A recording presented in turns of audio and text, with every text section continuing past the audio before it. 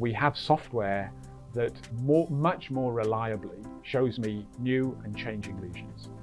All of the research is now clearly demonstrating that if we use total body photography, we find more melanomas and earlier, and we do fewer benign excisions.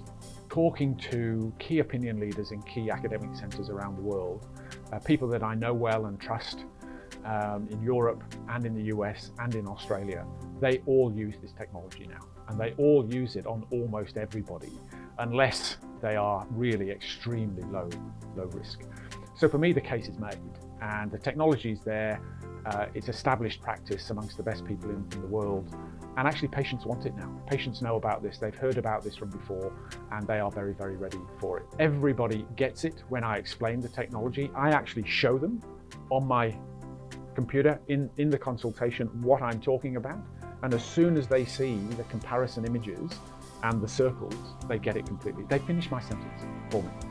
And so most of the people I see are at elevated risk for melanoma and other skin cancers, and they get total body photography. Baseline TBP for, in my practice, almost everybody, and then repeat TBP depending on their level of risk. If it's only high, then every 12 months. In patients where it's very high, multiple melanomas, multiple moles, etc., every 6 months.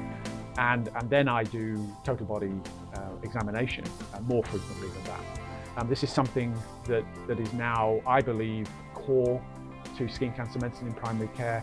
I think that this is the way skin cancer is going. Certainly it adds time to the consultation. My view is, so what? If we're providing high quality care to our patients, we have to adjust accordingly. I do a formal risk assessment online before I do the skin examination. So I find that a really good way to build rapport with the patient and get them focused on this being a serious, engaged consultation. And then I will often raise the prospect of TBP before I've even done the skin check. But certainly as soon as I've done the skin check, I then talk to them about what the management plan is.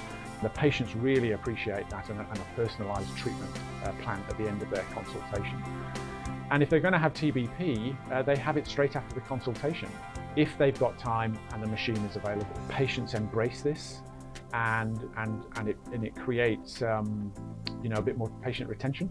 They'll keep coming back. I don't think anybody should do things the way I do, but I would hope that people would look at my experiences and adapt them for their own setting in a way that makes sense to them.